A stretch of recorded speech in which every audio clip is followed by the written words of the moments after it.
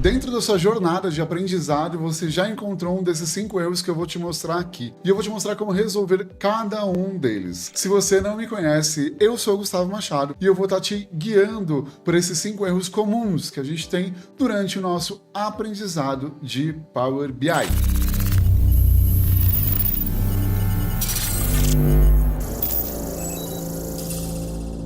O primeiro erro comum é a gente estar trazendo na nossa fonte de dados colunas desnecessárias. Pensa o seguinte, quando a gente está olhando normalmente para a nossa tabela de dados ali, o que vai estar acontecendo e que acontece muito é que a gente pensa assim, talvez eu utilize uma coluna, talvez eu utilize outra. Vamos pegar um exemplo. Você está ali numa tabela de vendas, eu vou trazer a data do pedido, eu vou trazer a data em que eu iniciei o atendimento. Quando você vai olhar para o seu dashboard, esse número, essa data não vai te fazer diferença nenhuma. Então é muito importante que antes da gente trazer o nosso modelo de dados, a gente pegar e coletar nossos dados, que a gente faça o seguinte, olhe para muito bem quais são as perguntas que você quer resolver com aquele dashboard e veja se realmente é necessário a gente estar trazendo esses dados para dentro do nosso dashboard, para dentro da nossa visualização. Por quê? É importante que a gente minimize a quantidade e otimize as nossas colunas, porque se a gente quer fazer algum tipo de consulta, e vamos dizer que sejam muitos dados, isso pode fazer com que a nossa consulta ou as nossas visualizações elas tenham uma performance menor. Por isso que é um erro comum a gente trazer muito dado e a gente deixar o nosso dashboard com um monte de colunas que no fim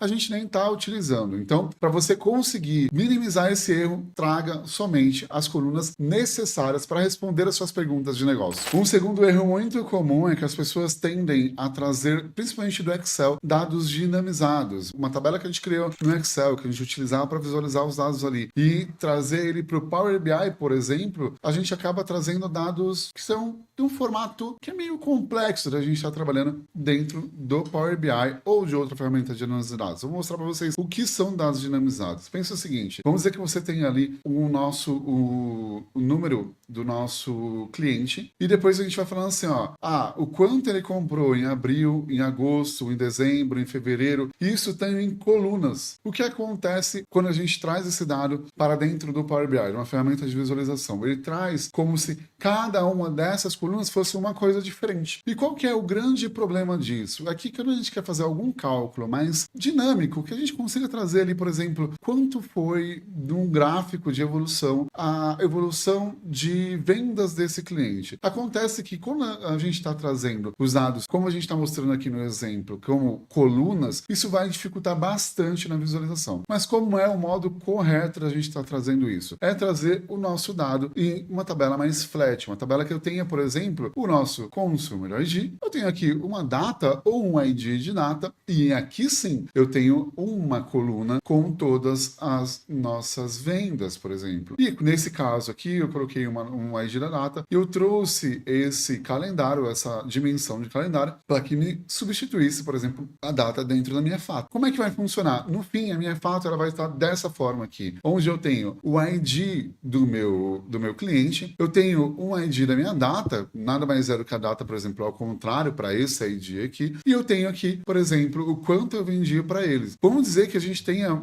nesse caso, a gente estava trabalhando no modelo dinamizado. O que ele ia fazer? Ele ia me trazer só o número do meu cliente, e ele ia trazer 100 na primeira coluna de janeiro, 200 na segunda coluna, e aí a terceira coluna, vamos dizer, de março, ele não trouxe nada, e assim por diante. Ele vai me trazendo as colunas com os dados. Quando a gente vai trazer para dentro de uma ferramenta de visualização, o melhor formato é esse que a gente está vendo aqui na tela. Quando eu tenho, por exemplo, a minha medida em uma coluna só. E eu tenho as dimensões nas outras colunas, não a medida em várias colunas, como a gente normalmente costuma ver dentro do Excel. Então, para você resolver esse problema, vamos tratar a base de dados. Vamos fazer com que a base de dados ela seja correspondente àquilo que a gente vai estar utilizando. Se eu vou estar utilizando essa base de dados dentro do meu Power BI, faço com que essa base de dados ela seja mais performática ou como o formato dela seja o mais próprio para a nossa ferramenta de visualização de dados. O terceiro erro mais comum dentro do Power BI é quando a gente, por exemplo, utiliza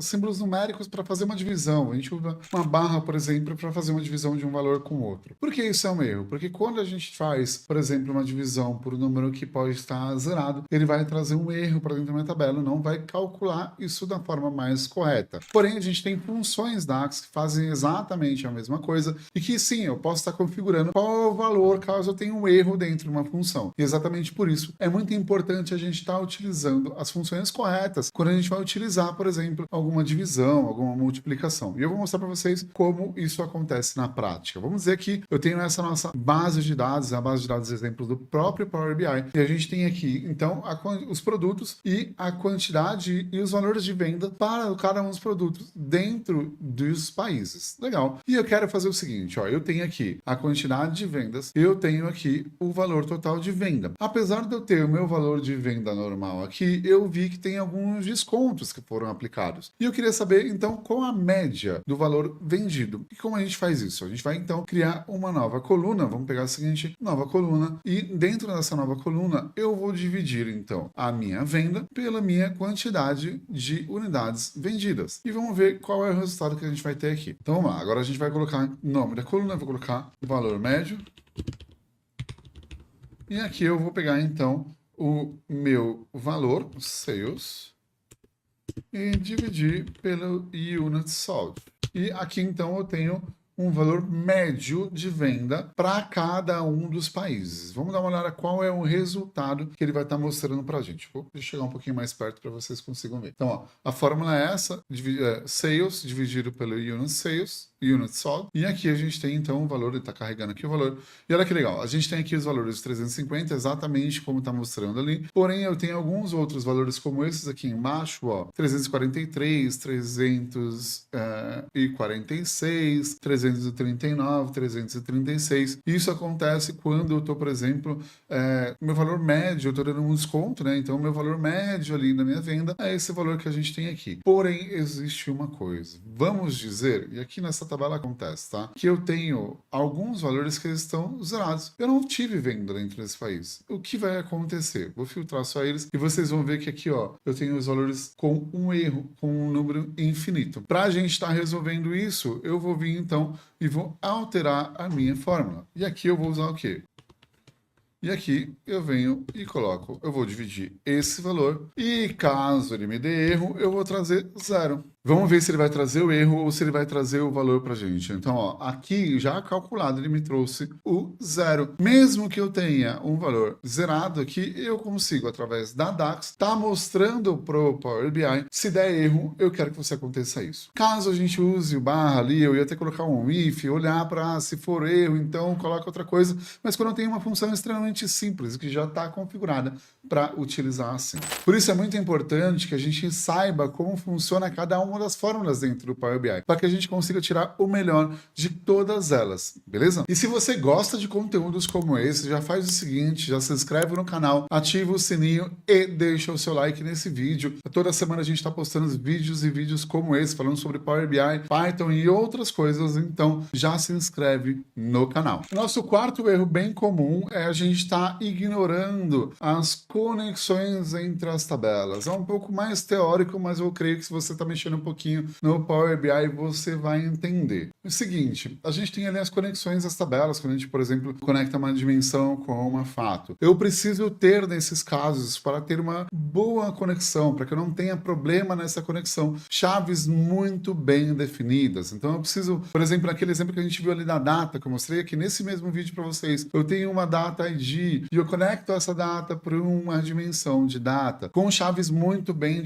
definidas. Então é muito importante que na hora que você está fazendo a sua estruturação dos dados, que você pense nessas chaves para que as tabelas elas se relacionem de uma forma mais correta. É muito comum a gente pegar e colocar relacionamentos, por exemplo, por nome, ou relacionamentos por um número, ou relacionamentos que, na verdade, podem ser ambíguos. Vamos dizer assim, por nome. Ah, eu tenho ali uma tabela de cadastro de alunos, e nessa tabela de cadastro de alunos eu posso ter mais de um Gustavo. E aí, quando eu vou lá, por exemplo, na frequência dos alunos, na minha dimensão de frequência de alunos, se eu relacionar pelo nome, eu posso ter mais informações e estar duplicando essas informações que não são necessárias. Por isso é muito importante que a gente utilize IDs quando a gente vai relacionar uma tabela com a outra, porque a gente possa criar esses IDs ali dentro do Power BI. Vocês sabem, por exemplo, utilizando o index, vocês podem criar IDs já de uma modo bem fácil e tá trazendo essas suas conexões para dentro das suas ferramentas, dos seus dashboards e fazer as conexões da forma mais correta possível. E o quinto erro muito comum quando a gente está utilizando o Power BI é a gente não otimizar as nossas colunas e as nossas medidas quando estamos construindo a nossa visualização. É muito comum que a gente vai criando as visualizações, as medidas ali, quando a gente tem a necessidade, eu preciso colocar alguma coisa, eu vou criar uma medida, eu preciso colocar outra coisa, vou criar outra medida, isso é muito comum. Mas a gente precisa também olhar e ver se aquela forma que a gente está criando nossas medidas é a forma mais correta. E eu vou dar um exemplo para vocês. Essa é a nossa tabela, a tabela ali de vendas que a gente já tinha mexido antes. Então aqui nessa tabela eu tenho a quantidade vendida e o valor de cada um dos produtos. E eu peguei e simplesmente criei essa coluna aqui, ó. Vendas, o valor de venda multiplicado pela quantidade de unidades vendidas. E com isso eu tenho essa coluna de vendas. Vamos dizer que eu vou lá na minha visualização e na visualização eu quero ter um big number que ele é nada mais, nada menos que essa coluna de vendas. Então eu peguei essa vendas aqui e vou colocar aqui como big number só para a gente ver o resultado. Essa é uma forma de fazer, mas eu posso fazer o seguinte, vamos dizer que eu queira colocar ali, eu quero trazer uma forma diferente, eu vou criar uma medida aqui, e essa medida vai ser a soma da nossa venda, e eu vou chamar ela de total de vendas. Vamos ver como é que funciona aqui, como é que a gente faz isso dentro também do Power BI. Então eu vou pegar aqui, aí eu venho aqui, vou chamar ele de total de vendas, e vai ser nada mais do que a soma das minhas vendas. Essa é a minha medida, essa medida que eu estou criando, eu vou jogar ela aqui para a nossa visualização. Só ele carregar e aí a gente vai trazer o total de vendas aqui para a visualização. Então, ó, trazendo para cá a visualização, eu tenho então um big number que ele vai me dar exatamente o mesmo valor. E é isso, esses são os 5 erros mais comuns quando a gente está criando as nossas visualizações. Eu espero ter te ajudado. E se você gostou desse vídeo, não se esquece de se inscrever no canal, ativar o sininho e dar o seu like aqui. Toda semana eu tenho vídeo com vocês. Até a próxima.